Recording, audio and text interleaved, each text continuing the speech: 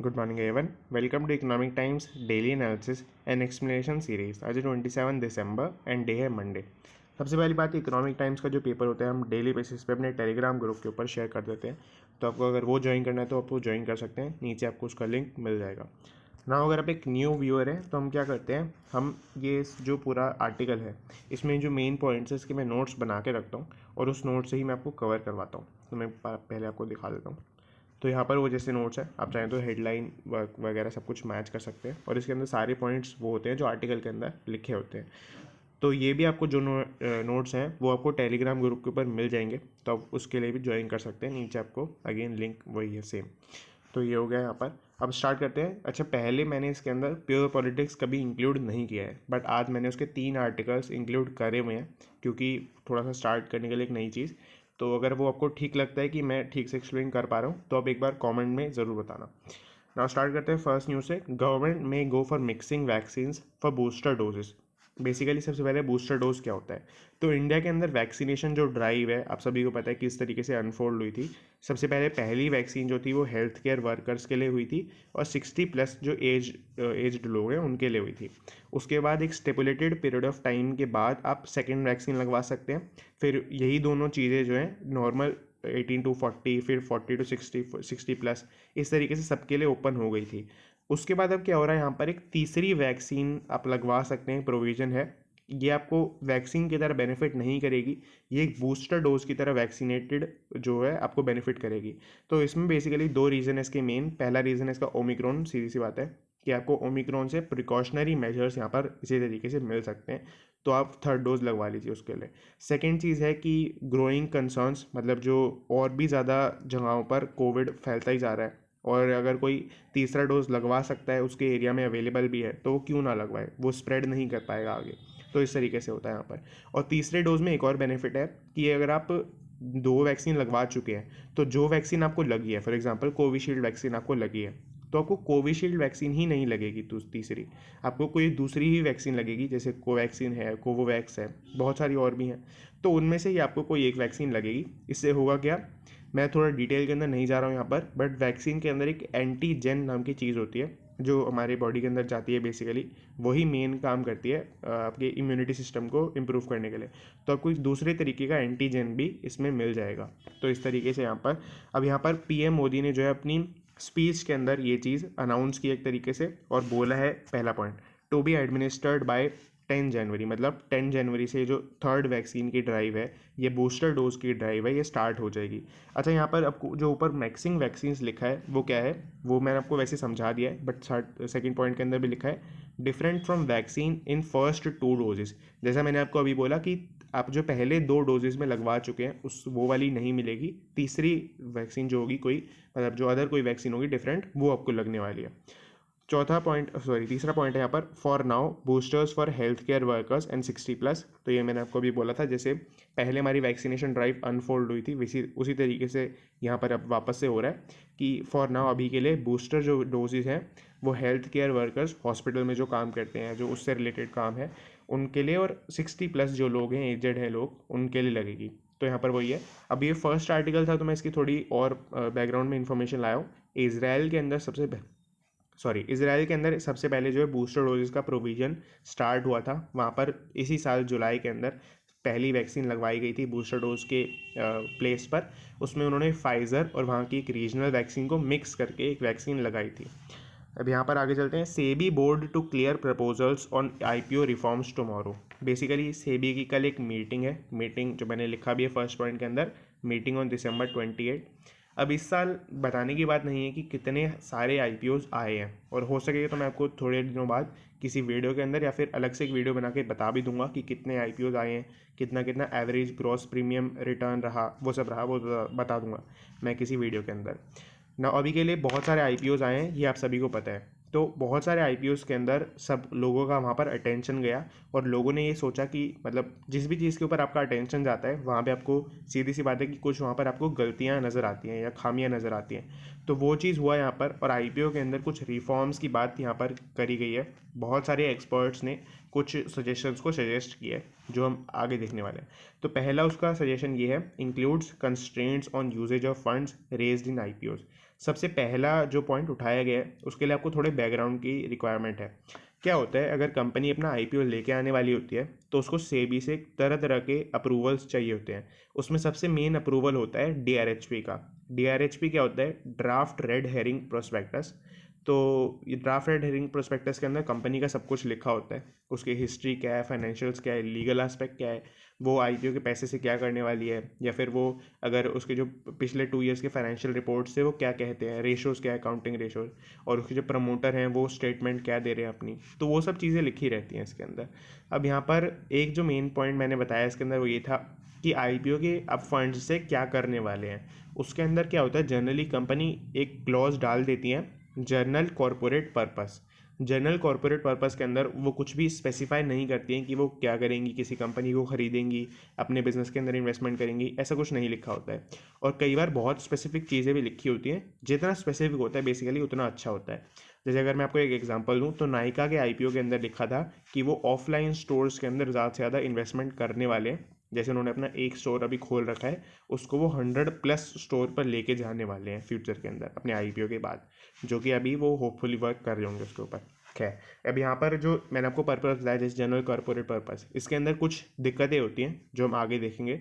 तो उस वो दिक्कतें ना हो उसके लिए वहाँ पे कंस्ट्रेंट लगाए जाएंगे कि आपको कितना ज़्यादा डिटेल में स्पेसिफाई करना है अपने यूजेज ऑफ फंड्स को, और इस चीज़ को आपको उसके ऊपर कंस्ट्रेंट लगाए जाएंगे यहाँ पर। सेकेंड पॉइंट है increase in lock in period for anchor investors in IPOs. इसके अंदर एंकर इन्वेस्टर सबसे पहले क्या होता है आईपीओ के बाद, सॉरी आईपीओ से पहले जो है कुछ लोग इन्वेस्टमेंट करते हैं कंपनी के अंदर, और वहाँ पे एक कॉन्ट्रैक्ट होता है कि ये सिर्फ आईपीओस के लिए ही इन्वेस्टमेंट कर रहे हैं। वो चाहे तो होल्ड कर सकते हैं आगे भी, बट जनरली वो आईपीओ के कुछ पीरियड ऑफ टाइम के बाद उनको परमिशन होती है कि वो सेल कर दें अपना सारा शेयर। तो ये जो कुछ पीरियड है बीच में, इसको हम बोलते हैं लॉक इन पीरियड। ये कंपनी के साथ इन्वेस्टर्स कॉन्ट्रैक्ट में ही लिखा होता है कि वो कितने टाइम तक उनको लॉक इन पीरियड करके रहना पड़ेगा, उसके बाद वो शेयर मार्केट में कंपनी के सारे शेयर्स सेल कर सकते हैं। ऐसा जनरली इसलिए होता है क्योंकि अगर आईपीओ के जस्ट बाद बहुत सारे एंकर इन्वेस्टर्स सेल करने लग जाएंगे तो कंपनी का शेयर प्राइस बहुत नीचे चले जाएगा, तो उसमें कंपनी को दिक्कत हो सकती है, इसलिए ऐसा प्रोविज़न बनाया गया है। लॉक इन पीरियड जनरली 1 साल का होता है। अब यहाँ पर सजेशन के अंदर ये है कि इसको इंक्रीज़ करने की बात की गई है यहाँ पर। तो आई होप आपको समझ में आ गया होगा। थर्ड पॉइंट है ये सेकंड फर्स्ट पॉइंट जैसा ही कुछ है, monitoring of IPO proceeds after IPO. ये बोल रहे हैं कि आफ्टर आईपीओ जो आपने अपनी फंड स्टेटमेंट के अंदर लिखा था वैसा ही आप आप एग्जीक्यूट करा रहे हैं नहीं करा रहे हैं, वो इसके अंदर चेक किया जाएगा। मेन प्रॉब्लम जो इसके अंदर निकल के आती है, जो मैंने फर्स्ट पॉइंट के अंदर आपको बोला था कि मैं आगे समझाऊंगा, वो यहाँ पर ये है अनआइडेंटिफाइड एक्विजिशंस। ये मैं आपको एक एग्जांपल से बताता हूँ वाइट बोर्ड के ऊपर। तो इसके ऊपर चलते हैं। मैंने यहाँ पे एक छोटा सा बना रखा है। अब इसके अंदर क्या है, एक्स और वाई दो कंपनीज है, इनके बीच में पहले ही कॉन्ट्रैक्ट हो गया है कि एक्स और वाई, अच्छा प्राइवेट कॉन्ट्रैक्ट है थोड़ा, एक्स क्या है अपना आईपीओ लेके आएगा और क्या करेगा उसके अंदर जनरल कॉर्पोरेट पर्पस डाल देगा। जनरल कॉर्पोरेट पर्पस के अंदर वो क्या लिखेगा कि वो मतलब कुछ लिखेगा नहीं, बेसिकली एक अमाउंट लिख देगा, फॉर एग्जांपल 500 करोड़। तो उसके अंदर वो क्या करेगा, जब उसका आईपीओ वगैरह सब कुछ आ जाएगा तो उसको क्या है, उसको अपनी डिटेल्स बाहर देनी पड़ेंगी, सब कुछ अब आईपीओ के अंदर बताना पड़ता है, तो वो सब बताना पड़ेगा। फिर उसके बाद क्या करेगा एक्स ये जो जनरल कॉर्पोरेट पर्पस वाला पैसा है उससे वाई कंपनी को अक्वायर कर लेगा। अब यहाँ पे बेसिकली हुआ क्या कि बेसिकली वाई कंपनी जो थी उसके पास फंड्स आ गए और उनको अपनी डिटेल्स को हाइड नहीं करना पड़ा, मतलब डिटेल को शो नहीं करना पड़ा। तो इस तरीके से यहाँ पर वाई कंपनी का बहुत ज़्यादा फ़ायदा हो गया। और हो सकता है कि यहाँ पर मेन कंपनी वाई कंपनी ही हो, एक्स कंपनी सिर्फ पेपर पे बनाई गई हो, जो वाई की कंपनी के कुछ लोगों ने बना दी हो सिर्फ इसलिए कि वो अपने कंपनी का आईपीओ लेके आएंगे और उनको फंड्स मिल जाएंगे इस तरीके से। तो ये जो एक्विजिशन होते हैं अनआइडेंटिफाइड, जो मतलब एक तरीके से फ्रॉडुलेंट तरीके के होते हैं, तो इसी के लिए यहाँ पर ये प्रोविज़न डाला जाएगा जो मैंने पहले आपको बोला था कि यूजेज ऑफ फंड्स के ऊपर एक कंस्ट्रेंट डालेंगे पहले से ही, इस तरीके से यहाँ पर। तो ये आपको आई होप समझ में आ गया होगा। अब ये प्योर पॉलिटिक्स का सेक्शन है, अगर यहाँ पे आपको लगता है कि मैं ठीक से समझा पा रहा हूँ तो एक बार आप कमेंट बॉक्स में एक छोटा सा कुछ कमेंट कर देना। अब यहाँ पर पहला न्यूज़ है इसके अंदर, Congress questions centre on Omicron readiness meeting December 31 wax deadline. अब यहाँ पर बेसिकली बहुत ज़्यादा पॉलिटिकल स्टेटमेंट है इसके अंदर। कांग्रेस ने जो बीजेपी का पूरा वैक्सीनेशन कैंपेन है उसको क्वेश्चन किया है। कैसे क्वेश्चन किया है, बेसिकली 3 क्वेश्चन उन्होंने उठाए हैं। अब ये क्वेश्चन ऐसे नहीं है कि इनके आंसर भी होंगे ये बस एक जैसे पॉलिटिक्स के अंदर स्टेटमेंट होती है वैसी स्टेटमेंट है। तो पहला क्वेश्चन इन्होंने उठाया कि दिसंबर 31 डेडलाइन। बेसिकली यहाँ पर पीएम ने अपनी एक स्पीच के अंदर एड्रेस किया था कि वो इंडिया की जो पूरी यंग पॉपुलेशन है उसके अंदर वो 18 to 40 को रेफ़र कर रहे थे, 18 to 60 को रेफ़र नहीं कर रहे थे। तो उनको जो है वो फुल्ली वैक्सीनेटेड करवा देंगे ईयर एंड तक। अब यहाँ पर उसी डेडलाइन के ऊपर क्वेश्चन उठाया गया है क्योंकि वहाँ पर 72.64% ही लोगों को वो वैक्सीनेट करवा पाए हैं टोटल। तो उसके ऊपर क्वेश्चन उठाया गया कि आप एक हफ्ते के अंदर ये कैसे करेंगे। बेसिकली सीधी सी बात है, वो कहना चाह रहे हैं कि आप नहीं कर पाए यहाँ पर। सेकेंड पॉइंट इन्होंने उठाया कि why 3 to 14 year old excluded. तो वही सब उन्होंने क्लॉजेस डाले यहाँ पर कि जो लोग स्कूल गोइंग पीपल हैं उनको अब कैसे आप एक्सक्लूड करा सकते हैं, चिल्ड्रन हैं उनको सबसे ज़्यादा खतरा है, ये वो सब उन्होंने क्लॉजेस बोले कि आप उनके बेसिस पे कैसे इसको एक्सक्लूड करा सकते हैं, और जब आप सेम वैक्सीन दे रहे हैं अब अपने ट्रायल्स के बाद। तो इस तरीके से यहाँ पर थर्ड पॉइंट है बूस्टर शॉट्स, कि बूस्टर शॉट्स आप कैसे एडमिनिस्टर करवाएंगे जब आप नॉर्मली वैक्सीन सबको नहीं दे पा रहे हैं अभी तक, तो बूस्टर शॉट कैसे स्टार्ट करवाएंगे। तो मैं आपको बोला ही था कि ये बहुत ज़्यादा पॉलिटिकल स्टेटमेंट है, तो ये मैंने जो भी था कवर कर लिया। आगे चलते हैं, ये बहुत ही इंपॉर्टेंट न्यूज़ है, बहुत ही अच्छी भी न्यूज़ है। इसके अंदर क्या बोला गया, India Russia discuss joint defence production in central Asia. Basically मैं आपको बताता हूँ पहले, रशिया के जो है यहाँ पर इंडिया और रशिया के अंदर एक कॉन्वोकेशन चलते हैं जो 21 था इस साल, और उसके अंदर व्लादिमीर पुतिन जो वहाँ के प्रेसिडेंट हैं वो इंडिया के अंदर आए थे, मतलब पीएम मोदी से कुछ कॉन्ट्रैक्ट्स में एंटर करने, और मतलब बेसिकली एक विजिट के टाइप पे आए थे। तो इस तरीके से यहाँ पर अब रशिया, क्या मैं आपको बताऊँ, रशिया के सेंट्रल एशिया के अंदर जो कंट्रीज़ हैं, जैसे कि कौन सी कंट्रीज़ हैं, कजाकिस्तान, किर्गिस्तान, ये मैं हो सकता है प्रोनाउंस गलत कर रहा हूँ बट नाम आपके सामने लिखा हुआ है, ताजिकिस्तान और उज़्बेकिस्तान और तुर्कमेनिस्तान, ये 5 कंट्रीज़ हैं, मैंने 3 का नाम यहाँ पे लिखा हुआ है। तो इन्हीं 5 कंट्रीज़ के साथ, मतलब सॉरी, इन 5 कंट्रीज़ में से ये जो 3 कंट्रीज़ मैंने लिखी हुई हैं ऊपर, इन 3 कंट्रीज़ के साथ रशिया के मिलिट्री पैक्ट्स हैं। मिलिट्री पैक्ट्स मतलब ये मिल के रशिया जो है वहाँ पर प्रोडक्शन करता है और उन कंट्रीज़ के साथ बहुत ज़्यादा ट्रेडिंग भी करता है उन डिफेंस के जो चीज़ें हैं उनकी, जो रशिया है। तो वहाँ पर इसी जो अग्रीमेंट है जिसके अंदर वहाँ पर वो जाके प्रोडक्शन करता है रशिया, वहाँ पर वो इंडिया को भी लेके आने वाला है, मतलब इंडिया भी अपना पैसा वहाँ पे इन्वेस्टमेंट करेगा, हो सकता है वहाँ पे अपनी प्रोडक्शन लेबर को भी भेजे, और वहाँ से जो आपके डिफेंस की इक्विपमेंट्स हैं वो इंडिया को भी अब मिलने लग जाएंगे। तो एक तरीके से इंडिया और रशिया के रिलेशंस और इंडिया के सेंट्रल एशिया में जो कंट्रीज़ हैं सारी, इनसे जो है रिलेशंस स्ट्रॉन्ग होते हुए दिख रहे हैं यहाँ पर। तो इस तरीके से पूरा है यहाँ पर। जैसे अगर मैं आपको एक छोटा सा एग्जांपल दूँ, तो लोग जैसे सिफारिश लगवा देते हैं, तो सिफारिश लगवा देने जैसा एक यहाँ पर सिनेरियो बनता हुआ दिख रहा है। तो इसके अंदर ये पूरा ये था। और यहाँ पे एक छोटा सा मैंने फैक्ट भी लिखा हुआ है, रशिया आप सभी को बताने की ज़रूरत नहीं है, सेकेंड लार्जेस्ट एक्सपोर्टर है डिफेंस इक्विपमेंट का, फर्स्ट लार्जेस्ट एक्सपोर्टर यूएसए यहाँ पर। और ये रिलेटेड पूरी न्यूज़ से इंटरनेशनल रिलेशन से और इंडिया के जो सेंट्रल एशियन रिलेशन है यहाँ पर। तो अब आगे चलते हैं। गवर्नर, अच्छा GOV जहाँ पे भी लिखा होता है उसका मीनिंग होता है गवर्नर, GOV लिखा होता है मतलब गवर्नमेंट। तो governor seeks legal opinion on Maha government, मतलब Maharashtra government none more to elect speaker by voice note. Basically इसके अंदर क्या है, मैं आपको एक बार जैसे इलेक्शन कोई भी असेंबली होती है उसके अंदर एक स्पीकर होते हैं, तो वो स्पीकर किस तरीके से इलेक्शन होगा उसका, यानी कि वो कैसे चूज़ किया जाएगा कि कौन स्पीकर बनेगा पूरी असेंबली में से, तो उसके बहुत सारे मेथड होते हैं। कुछ भी चीज़ सिलेक्ट करने के बेसिकली पार्लियामेंट के अंदर सेम ही तरीके के मेथड्स होते हैं, तो वही यहाँ पे एप्लीकेबल होते हैं। उसके अंदर सबसे ज़्यादा जो मेन पार्ट चलता है वो होता है सीक्रेट बैलेट। हो सकता है यहाँ पे आपको दिख ना रहा हो, इसका स्पेलिंग है सीक्रेट तो आपको दिख ही रहा है, बैलेट का स्पेलिंग है BALLOT। तो इसके अंदर क्या होता है, जैसे जो भी स्पीकर बनना चाहता है वो अपने बॉक्सेस पे अपना नाम लिख देता है, और आपको अपना नाम लिख के या कभी कभी एनोनिमसली अपनी पर्ची उन बॉक्स के अंदर डालनी होती है, फिर उसकी काउंटिंग हो जाती है और देख लेते हैं कि कितने कितने सबको वोट्स मिले, उस हिसाब से एक सिलेक्शन हो जाता है। तो ये बहुत ही फेयर तरीका माना जाता है। इससे जो थोड़ा लेसर फेयर तरीका होता है बट थोड़ा फास्टर तरीका होता है वो होता है वॉइस वोटिंग। वॉइस वोटिंग का बेसिकली क्या होता है कि लोगों से वैसे ही पूछ लिया जाता है और एक आइडिया से काउंट कर लिया जाता है कि लोग क्या बोल रहे हैं। तो वहाँ पर महाराष्ट्र की गवर्नमेंट के अंदर जब भी स्पीकर बनना था तो वहाँ पर वॉइस वोटिंग हुई और वहाँ पे ये बोल दिया गया। अब महाराष्ट्र की जो गवर्नर है भगत सिंह कोश्यारी, तो ये अपना लीगल ओपिनियन मांगना चाह रहे हैं इस पॉइंट के ऊपर कि वॉइस वोटिंग करा के जो हमने स्पीकर चूज़ कर लिया था ये कितना वैलिड है यहाँ पर। तो ये कराने के बाद ये चीज़ पूछ रहे हैं, तो ये इस पूरी न्यूज़ के अंदर यही बताया गया है। यहाँ पर रीज़न नहीं बताया गया कि इन्होंने वॉइस वोटिंग क्यों करवाई, सीक्रेट बैलेट क्यों नहीं करवा लिया, ये सब नहीं बताया गया। अगर बताया मतलब फ्यूचर के अंदर आता है तो मैं आपको बता दूंगा यहाँ पर। Virus FPI worries two way on the last seat. अच्छा, ये 3 ही न्यूज़ थी जो मैंने प्रोबेबिलिटी से कवर की है। इसके अलावा एक और मेन न्यूज़ थी, वो मैंने अभी के लिए कवर नहीं की है, और बाकी बहुत ही छोटी न्यूज़ थी और ऐड वगैरह थे पेजेस के ऊपर। तो 10th पेज के ऊपर ये इकोनॉमिक टाइम्स के अंदर न्यूज़ है, virus FPI worries two way on Dalal street. Basically D street Dalal street होती है, और इसका रेफरेंस होता है स्टॉक मार्केट से। तो स्टॉक मार्केट के अंदर यहाँ पर क्या हो रहा है, वायरस और एफपीआई। वायरस में तो क्या है, सीधी सी बात है, जो पहला पॉइंट मैंने लिखा हुआ है, effects of rising cases of Omicron, मतलब ओमिक्रॉन के बढ़ते हुए केसेस की वजह से।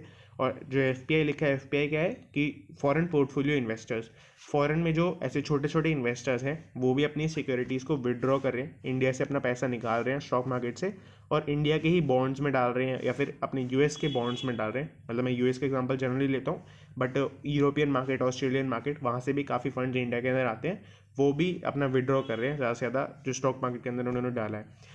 तो ये जो 2 रीज़न है, इनकी वजह से ये अपना वे डालेंगे, मतलब उनका जो वेट है उसकी वजह से दलाल स्ट्रीट नेगेटिव परफॉर्म कर रही है यहाँ पर। जैसा कि आपको पता होगा, थर्ड पॉइंट के अंदर मैंने लिखा भी हुआ है, मंडे को जो है आपका स्टॉक मार्केट नीचे गया था, जो मैं लास्ट वीक की बात कर रहा हूँ यहाँ पर। ट्यूसडे, वेडनेसडे, थर्सडे को आपका 3 दिन लगातार ऊपर गया था मार्केट, 1%, 0.5% इस तरीके से। फ्राइडे को वापस से काफ़ी ज़्यादा गिर गया है मार्केट, और आपको पता है सैटरडे संडे बंद रहता है, जो हमारी सीरीज़ भी बंद रहती है। तो फ्राइडे को बंद रहता है, मतलब सैटरडे संडे बंद रहता है, उसमें क्लोजिंग जो रही फ्राइडे को काफ़ी नीचे पॉइंट पर हुई। तो एक्सपेक्टेड है कि मंडे को थोड़ी रिकवरी आएगी, बट यहाँ पर ये रिकवरी बोला गया है कि ये किस वजह से नहीं होगी। तो एक्सपर्ट्स से नो इफेक्ट ऑफ, जो रिकवरी अगर आती भी है फ्यूचर के अंदर, जो ऐसा पक्का नहीं है कि रिकवरी आएगी, बट अगर रिकवरी आती है फ्यूचर के अंदर तो उसमें कोई इफेक्ट इस चीज़ का नहीं होगा कि वैक्सीन हम 15 से 18 साल के लोगों को अब लगा रहे हैं, या फिर थर्ड बूस्टर डोज दिया जा रहा है, 60+ हेल्थ केयर जो हमने देखा था इन 2 लोगों को मिल रहा है। तो वो सब इस वजह से नहीं होगी रिकवरी। रिकवरी इस बेसिस पे होगी क्योंकि पहले ही बहुत ज़्यादा नीचे जा चुका है फ्राइडे को मार्केट, तो उस वजह से रिकवरी हो सकती है। ये सब रीज़न नहीं है यहाँ पर। तो इस तरीके से यहाँ पर पूरा ना, ये जो न्यूज़ है काफ़ी ज़्यादा इंटरेस्टिंग न्यूज़ है। RBI secondary market government securities, G sec का मतलब होता है government securities, sales hint at OMOs next month. Basically क्या है कि ओएमओ का मीनिंग होता है ओपन मार्केट ऑपरेशंस। इसके अंदर क्या होता है कि गवर्नमेंट अपनी सिक्योरिटीज़ को बेचती है और ख़रीदती है। इसका मेन पर्पस बेचना खरीदना नहीं होता है, इसका मेन पर्पस होता है कि जो मार्केट के अंदर पैसा पड़ा हुआ है, अगर एक्सेस में लिक्विडिटी चल रही है मार्केट के अंदर, बहुत ज़्यादा पैसा पड़ा लोगों के पास, अपने वो इन्वेस्टमेंट या सेविंग कुछ नहीं कर रहे हैं, वो एक्सपेंडिचर कर रहे हैं ज़्यादा, यानी कि मतलब बहुत ज़्यादा डिमांड बढ़ गई है, यानी कि बहुत ज़्यादा इन्फ्लेशन भी बढ़ गया है। तो वो सब चीज़ें कंट्रोल करने के लिए गवर्नमेंट क्या करेगी, अपनी सिक्योरिटीज़ को बेचना स्टार्ट कर देगी। उसमें होगा क्या कि लोग ज़्यादा से ज़्यादा खरीदेंगे सिक्योरिटीज़ को, तो वो पैसा जो है कम से कम गवर्नमेंट के पास आ जाएगा फॉर द टाइम बीइंग। तो इस तरीके से हुआ यहाँ पर। अब गवर्नमेंट ने यही किया है, गवर्नमेंट ने सेल किया सिक्योरिटीज़ एक्सेस लिक्विडिटी को कम करने के लिए, जो मैंने पूरा एक फ्लोट चार्ट के बेसिस पे आपको बता रखा है। अब होता कैसे है, ये मैंने आपको बहुत ही बेसिक प्रोसीजर है कि लोग अपना, गवर्नमेंट अपनी सेल करेगी सिक्योरिटीज़ और गवर्नमेंट उसको खरीदेगी, मतलब तो गवर्नमेंट के पास पैसे आ जाएंगे। और इसके अंदर भी लॉक इन पीरियड का कॉन्सेप्ट होता है। ये भले ये सेकेंडरी मार्केट के अंदर हो, बट सेकेंडरी मार्केट के अंदर भी यहाँ पर एक लॉक इन पीरियड का प्रोविजन होता है कि आप 1 साल के अंदर, या अलग अलग सिक्योरिटीज़ में अलग अलग होता है, जनरली 6 महीने का होता है। 6 महीने में आप उसको सेल नहीं कर सकते हैं वापस से। तो 6 महीने के अंदर चीज़ें नॉर्मल हो जाती हैं, फिर लोग सेल कर देते हैं, वापस से वो साइकिल शुरू हो जाता है। तो इस तरीके से होता है। अब यहाँ पर गवर्नमेंट ने एकदम से सेल कैसे की सिक्योरिटीज़, ये जानना एक इंटरेस्टिंग बात है। गवर्नमेंट की सिक्योरिटीज़ तो पहले भी थी गवर्नमेंट के पास, वो लोग खरीद सकते थे जाके, बट गवर्नमेंट अपनी सिक्योरिटीज़ को बेचने के लिए क्या करती है, अपने इंटरेस्ट रेट को बढ़ा देती है। तो ये मेन इसका रीज़न होता है। अब इसके अंदर अगर हम कुछ डेटा की बात करें तो बिटवीन नवंबर 10 टू दिसंबर 13, ये 1 महीने के अंदर लगभग गवर्नमेंट ने 8710 करोड़ की सिक्योरिटीज़ को सेल किया है। ये मैं इकोनॉमिक टाइम्स से सब कुछ उठाता हूँ, मैं खुद का कुछ नहीं है इसके अंदर। 4 वीक्स में इन्होंने इतनी सिक्योरिटीज़ यहाँ पर सेल किया है, इतनी लिक्विडिटी को कम कर दिया है, और इसी बेसिस पे इन्फ्लेशन को भी कम कर दिया है। नाउ आगे चलेंगे। Mahindra Electric plans to double production capacity. Basically Mahindra Electric का हमने जो पहले एक न्यूज़ देखी थी, वो मैंने आपके फर्स्ट पॉइंट के अंदर लिखी हुई है कि वो 6 नए मॉडल्स लाने वाले हैं ईवी सेक्टर के अंदर, इलेक्ट्रॉनिक व्हीकल्स के सेगमेंट के अंदर 2023 तक। अभी महिंद्रा का कोई मेजर इलेक्ट्रॉनिक व्हीकल इंडिया के अंदर नहीं आया है, बट आप सभी को पता है ट्रैक्टर के अंदर ये सबसे बिगेस्ट कंपनी है इंडिया के अंदर। तो वही है कि ये ट्रैक्टर्स वगैरह के अंदर या हैवी व्हीकल के सेगमेंट के अंदर अपने जो ईवी का जो सेक्टर है उसको एक्सप्लॉइट करना चाहते हैं, क्योंकि वहाँ पर अभी कोई भी कंपनी अपना काम नहीं कर रही है ज़्यादा। तो इस तरीके से यहाँ पर सेकंड पॉइंट के अंदर लिखा है, इन्होंने जो 6 मॉडल नई निकालने की प्लानिंग की है उसके उसके लिए इन्होंने 3000 करोड़ के लगभग की इन्वेस्टमेंट प्लान की है। इसके अंदर से 300 करोड़ उन्होंने अभी मतलब बता दिया है कि वो कहाँ कहाँ पे इन्वेस्टमेंट करने वाले हैं। तो आर्टिकल के अंदर वो भी मेंशन था, बट मैंने वो यहाँ पर लिखा नहीं है वापस से। और साथ में ही एक और इसके अंदर न्यूज़ है, महिंद्रा इलेक्ट्रिक जो है वो जियो बीपी के साथ उन्होंने पार्टनरशिप एंटर कर लिया है। जियो बीपी के साथ वो किस चीज़ पे काम कर रहे हैं, स्वैपेबल बैटरी सॉल्यूशंस। जैसे अगर आपने किसी ईवी की वीडियो वगैरह में देखा हो यूट्यूब के ऊपर, होता क्या है कि एक गाड़ी वीडियो के अंदर आती है और वो अपनी बैटरी जो है जो डिस्चार्ज हो चुकी है उसको रिप्लेस करा लेती है नई बैटरी से। और जो भी चार्जिंग का डिफरेंस होता है, मान लेते हैं जो बैटरी उसके अंदर पहले से थी उसके अंदर सिर्फ 10% चार्जिंग बची थी। ऐसा तो नहीं होगा कि जब 0% हो जाएगी तभी लोग आएंगे, फिर आगे से पाएंगे। तो 10% मान लेते हैं उसके अंदर बैटरी बची हुई थी, और जो नई बैटरी वो लगा रहे हैं उसके अंदर 100% बैटरी है। तो जो 90% का डिफरेंस बचा उसके लिए आपको पेमेंट करनी होगी। तो इस तरीके से स्वैपेबल बैटरी सोल्यूशंस होते हैं, तो वो उसके ऊपर काम करने की कोशिश कर रहे हैं जो आपका महिंद्रा है वो जियो के साथ मिल करके। ना आगे एक्सपोर्ट इंपोर्ट से रिलेटेड न्यूज़ है आपके गोल्ड या जेम्स सेक्टर के अंदर। गोल्ड ज्वेलरी का जो एक्सपोर्ट है दुबई, मतलब इंडिया से जो दुबई एक्सपोर्ट जाते हैं, वो 24% स्लिप कर गया है, ड्रॉप हो गया है अप्रैल से नवंबर के अंदर, बेसिकली इस ईयर के अंदर मेनली।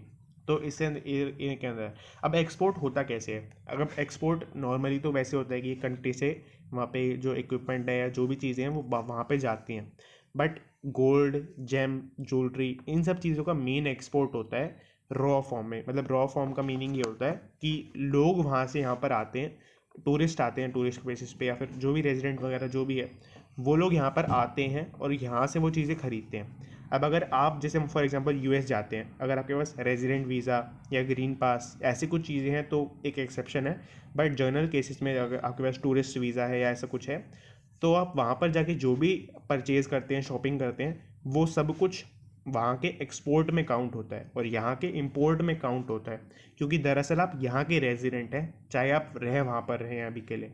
तो इस तरीके से रेजिडेंट और सिटीजनशिप में डिफरेंस होता है इकोनॉमिक्स के अंदर, वो हमें ज़्यादा समझने की ज़रूरत नहीं है।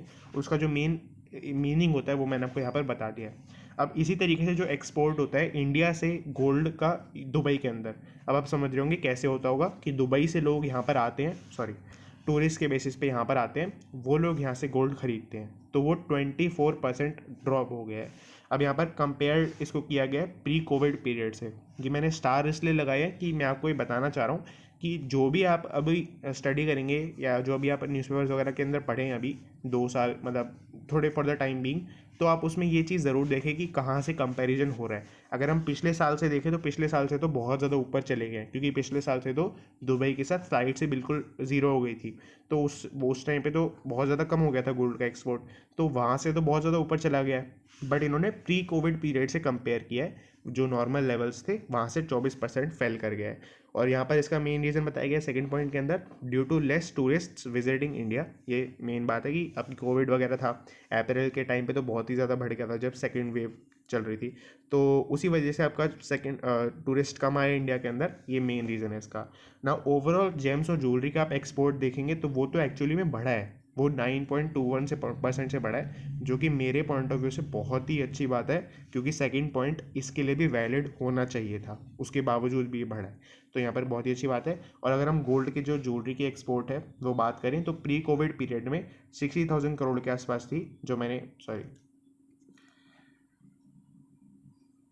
तो यहाँ पर 45,000 करोड़ पर वो आ गई है, जो 24% लगभग फेल यहाँ पर लिखा हुआ है। तो इस तरीके से पूरा था यहाँ पर। अगर आपको ये पसंद आया तो लाइक कर सकते हैं आप इस वीडियो को, और सब्सक्राइब कर सकते हैं चैनल को।